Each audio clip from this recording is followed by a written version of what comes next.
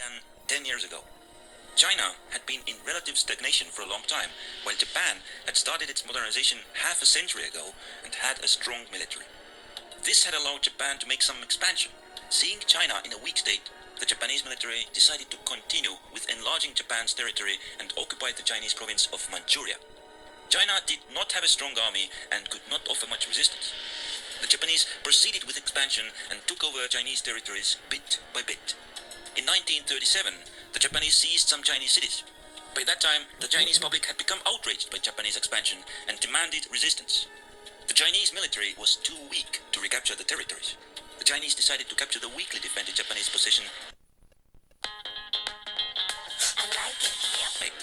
Then they could possibly trade it back to Japan for the return of the territories in the north.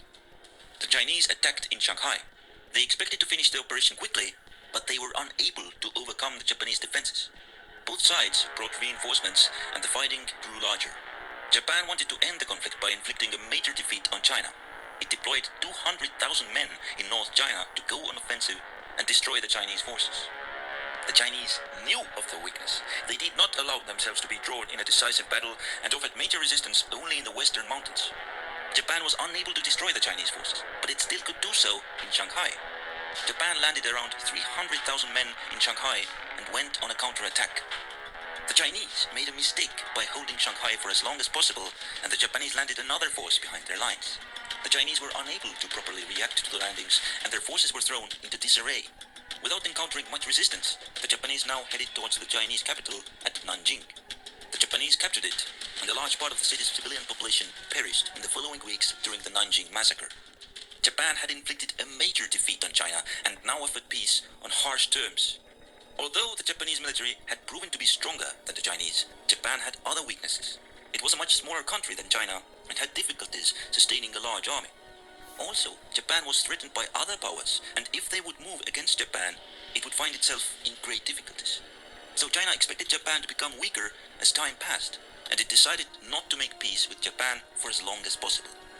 Japan could not force China to surrender, so it decided to neutralize it by attacking China's economy.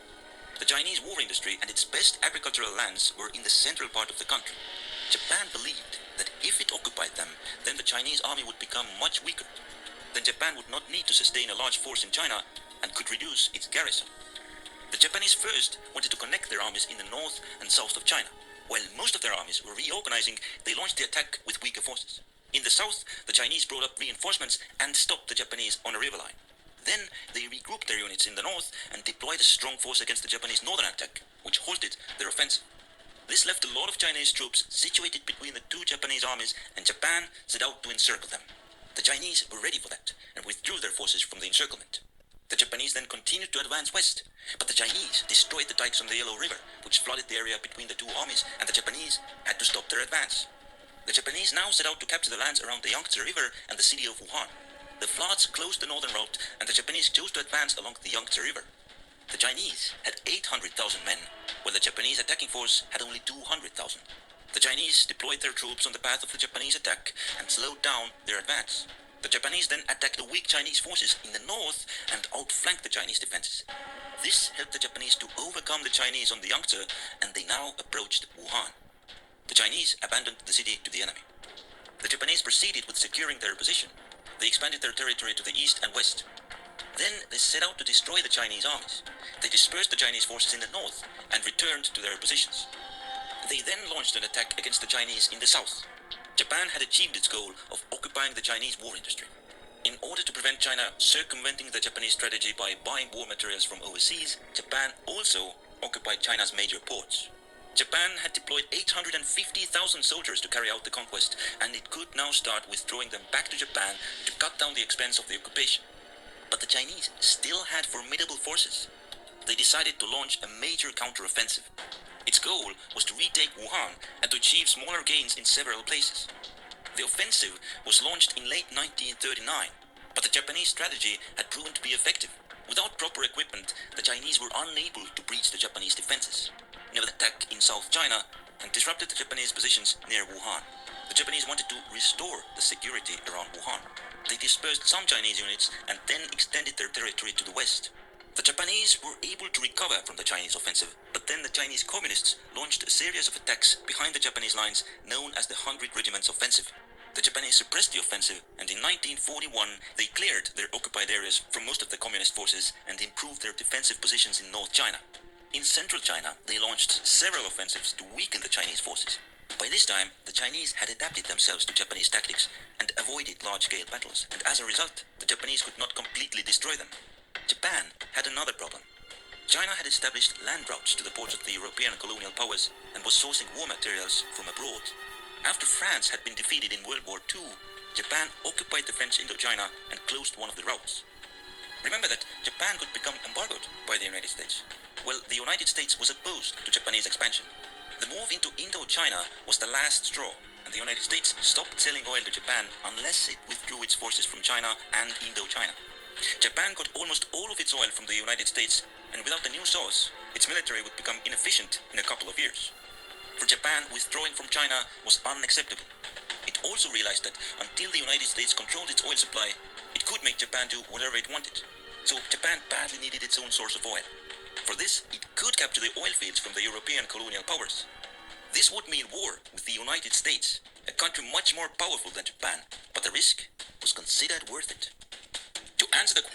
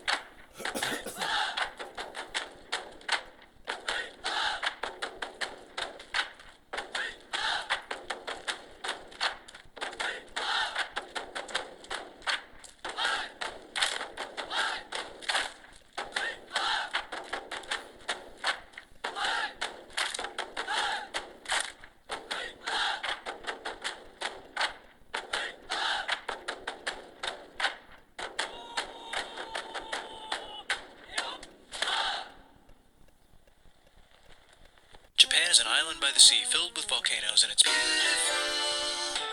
in the year negative a billion, Japan might not have been here.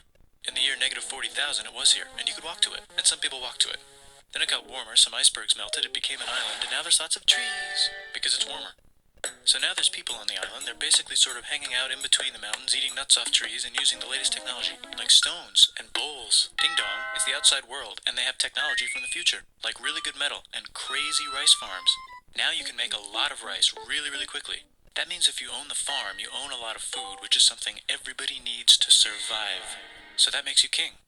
Rice farming and rice kingdoms spread across the land, all the way to here. The most important kingdoms were here, here, here, here, here, and here. But this one was the most important, ruled by a heavenly superperson, or emperor for short. Knock knock, get the door, it's religion. The new prince wants everyone to try this hot new religion from Biekt. Please try this religion, he said. No, said everybody. Try it, he said. No, said everybody again, quieter this time. And so the religion was put into place, and all the rules that came with it. Then the government was taken over by another clique, and they made some reforms, like making the government govern more, and making the government more like China's government, which is a government that governs more. Hi, China, they said. Hi, dipshit, said China. Can you call us something else other than dipshit, said Japan. Like what, said China. How about Sunrise Land, said Japan. And they stole China's alphabet and wrote a book about themselves. And then they made lots of poetry and art and another book about themselves. Then they stopped moving the capital every time the emperor died and kept it in one place for a while, right here. And they conquered the north, finally. Get that squared away. A rich hipster named Kukai is bored with modern Buddhism, visits China, and learns a better version, which is more spiritual. Comes back, reinvents the alphabet, and causes art and literature to be great for a long time. And the royal palace turned into such a dream world of art that they really didn't give a shit about running the country. So if you live outside the palace, how are you supposed to protect your shit from criminals? Hire a samurai. Everyone started hiring samurai. Rich, important people hired samurai. Poor people who could not afford to hire samurai did not hire samurai. The samurai became organized and powerful, more powerful than the government, so they made their own military government, here. They let the emperor still be emperor, but the shogun is actually in control. Hi, Denise.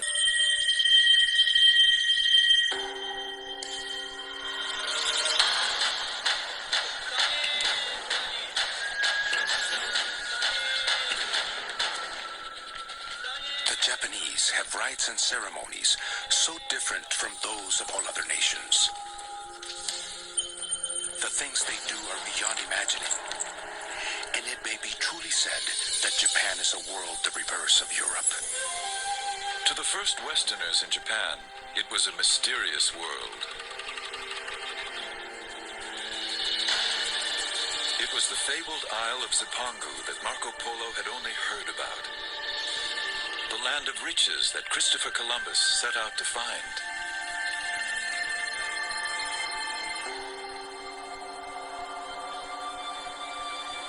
When the Portuguese arrived in Japan in 1543, they encountered a country embroiled in civil war.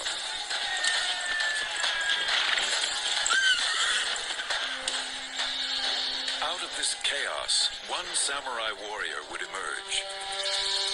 He would create a regime so strong it endured for over 250 years.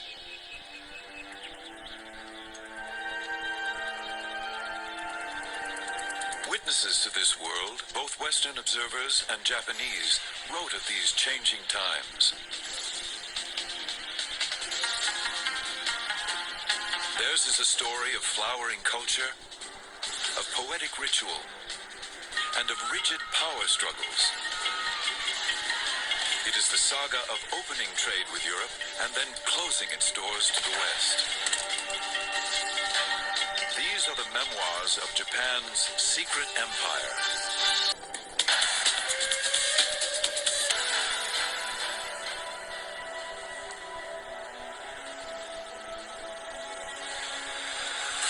On the 25th day of the 8th month of the year of the water and the hair, there appeared off our western shore a big ship. No one knew whence it had come. As a Buddhist monk later recounted, samurai guards were quickly dispatched to warn their master. There were strangers on board these ships, unlike anyone the Japanese had ever seen.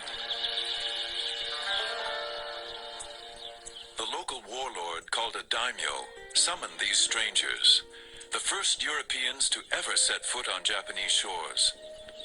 It was the year 1543.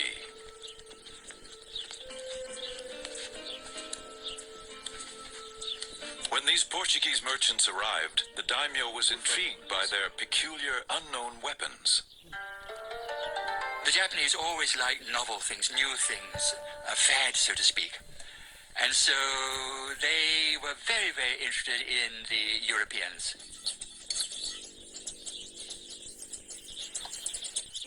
After he watched the Portuguese shoot down a duck, the daimyo purchased 2 guns and put his swordsmith to work making copies. Then he asked for shooting lessons.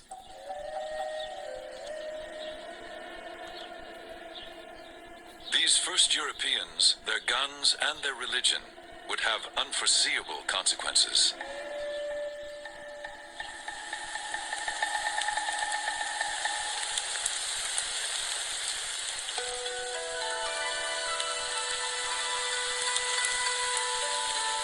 In this same year, a boy was born to a daimyo family.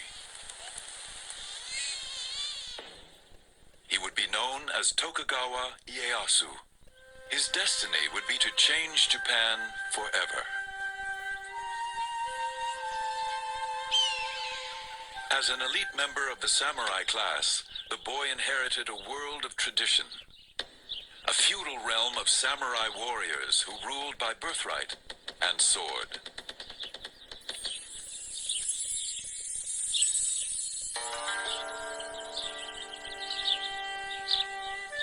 The son of a daimyo lord, Ieyasu would soon have to give up children's games for the politics of war.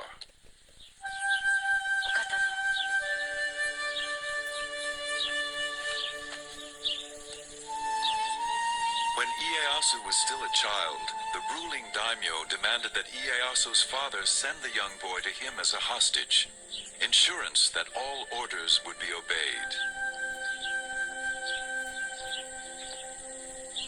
When children were taken as hostages, it did not mean prisoners. This was all part of the political negotiation in which alliances had to be formed because no one trusted no one else. So there had to be guarantee, and therefore the hostage was used.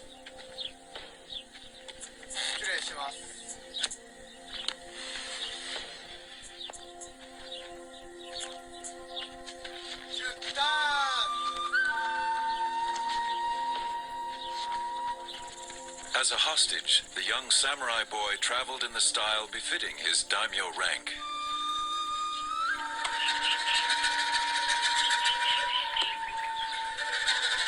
He could not know his destiny, nor could he know that he would never see his father again.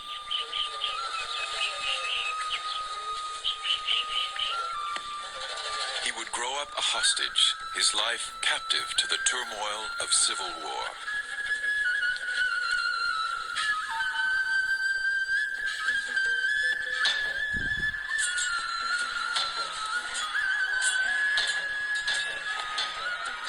Japan was involved in wars. Treachery was rampant and nobody trusted his neighbor. They would enter into league with one faction and then desert it for another, as the winds of fortune blew.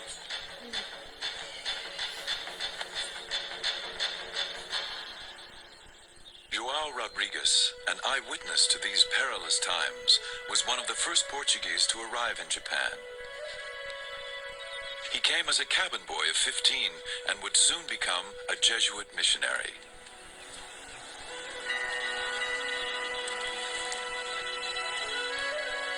As Portuguese merchants traversed the oceans in search of new ports for trade, Jesuit missionaries accompanied them, searching for souls to save.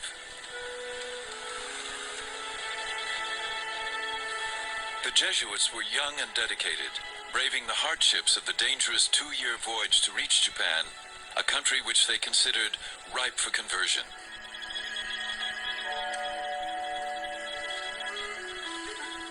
They sent home tantalizing reports of an alien world.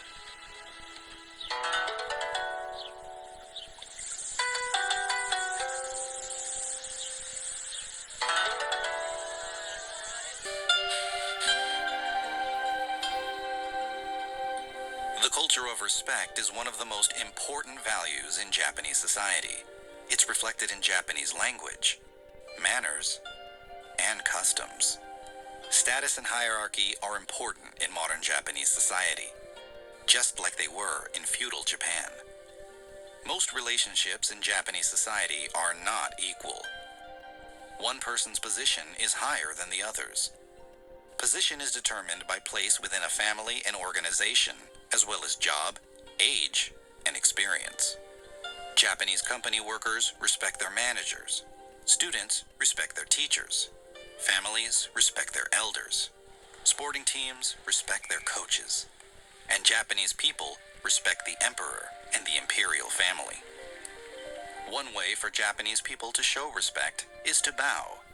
They also bow instead of shaking hands. Ojigi o shimasu. Elevator attendant or elevator attendants in department stores have to bow to hundreds of customers every day. The depth of a bow varies according to who you are greeting. Japanese people give meishi. These name cards introduce people to one another. They give meishi when meeting new people, clients, or customers, instead of shaking hands. When you offer a meishi, hold the card in both hands and bow. Meishi o koukan shimasu. Japanese people bow even when they are talking on the phone. Japanese people are very friendly and welcoming to foreign and local tourists. This custom is called omotenashi. It reflects the Japanese respect for other people and their humility in the way they interact with them. When you visit Japan, you'll see that people always wait very patiently in queues. Japanese people show respect for others. They never push and shove. The Japanese language has an extensive grammatical system for expressing politeness, respect, and humility, which is called keigo. Here is an example of keigo, a very polite and humble introduction. Hajimemashite, watashi wa Yuji to moshimasu. Douzo yoroshiku onegai shimasu. There are three types of keigo: sonkeigo, kenjougo, and teineigo. All verbs in Japanese have these three forms. Using them correctly is essential for functioning in Japan. For example, to eat. Meshiyagarimasu. Itadakimasu. Tabemasu. Sonkeigo is respectful language. If you were speaking respectfully about your Japanese teacher, you would say this. Sensei ga party ni irashaimasu. Kenjougo is modest or humble language that you use about yourself. Watashi ga party ni ukagaimasu. Teineigo is honorific or polite language. It doesn't refer to any particular person. Tomodachi ga party ni ikimasu. Irashaimasu, as this is sonkeigo or respectful. Ukagaimasu, as this is kenjougo or humble. Kimasu, as this is polite language. One way to show respect is in the way you address people. Always say and write san after other people's names. Takako-san wa sushi o tabemasu. Emily-san wa tempura o tabemasu. Sometimes males put kun after their names. Joshi-kun wa mizu o nomimasu. There are no Japanese words for Mr., Mrs., or Ms., but using san after people's names has a similar function. To show great respect, you can use sama after the person's name instead of san. Nakayama-sama, 3番窓口にお越しください。Honda-sama, 大変お待たせいたしました。When addressing a teacher, university professor, politician, doctor, or martial arts teacher, use sensei instead of san or sama. Sensei in kanji means previous life, which implies having great wisdom. こちらが田中先生です。こちらが山口先生です。こちらが水崎先生です。In Japanese, there is often a polite form as well as a casual form. Which one you use depends on your audience. For example, when speaking to your own family and friends, you can use casual Japanese. 週末何した? This is the polite form of the same sentence. 週末何をしましたか? But when talking to people who are older than you, polite Japanese or respectful Japanese must be used. 週末何をなさいましたか? To make some nouns polite, simply add o or go in front of the noun. When you ask a question, you put o or go in front of a noun. お寿司が好きですか？はい、私は寿司が好きです。ご家族は何人ですか？私の家族は5人です。お名前は何ですか？私の名前はトンです。It's always important to be polite to other people in Japanese and humble about yourself. That less than 4% of employees in Japan actually left early on the first Premium Friday, which is... Karoshi is a term that means death by overwork. So why are people working so hard and can it be fixed? Japan has some of the longest working hours in the world. Nearly a quarter of Japanese companies have their employees work more than 80 hours of overtime per month. Those extra hours are often unpaid. Today, Japan's corporate culture is driven by the so-called salaryman. The salaryman is defined by his loyalty to his company and expected to spend his entire career working for the same firm. Not only does he work long hours in the office, but it's also assumed he'll participate in after-work activities too, like drinking with colleagues. And they're not taking enough time off. In 2017, one survey found that despite being entitled to 20 days off per year, Japanese workers left 10 of those days unused, topping every other country in the survey. You don't have to be in the confines of corporate walls to feel the impact of its work culture. It's 3 a.m. Thursday morning right now in Tokyo. I'm in the area of Ginza. Every few minutes I see a man wearing a suit, holding a briefcase. The nation's work ethic dates back to what's referred to as Japan's economic miracle, which was its dramatic economic growth beginning in the 1950s, which propelled it to become the world's second largest economy. Inside Japan's corporations, the culture emphasizes the success of a company as a whole to be more important than any single individual, which might explain why one study found that 63% of Japanese felt guilty for taking paid leave. But perhaps more concerning is this. Long work hours don't necessarily mean high productivity. In fact, Japan has the lowest productivity amongst the G7 nations. Earlier I mentioned the term karoshi. It means death by overwork. It's legally recognized by the government and usually is marked by a heart attack, stroke, or suicide due to stress. There's hundreds of cases of karoshi reported annually, although some argue these cases are underreported and that the real number could exceed that by up to 10 times. An employee of the advertising firm Dentsu jumped to her death in 2015. The cause was said to have been depression caused by overwork. The case generated widespread attention and renewed calls to change the long working hours and illegal unpaid overtime, highly common in Japan. The firm was fined for violating labor standards because she was reportedly forced to work more than 100 hours of overtime per month. The company's CEO even resigned over the controversy. After the death, Dentsu made some changes within the company. One of them, the lights in the office now turn off at 10 p.m. every night in an effort to force employees to leave.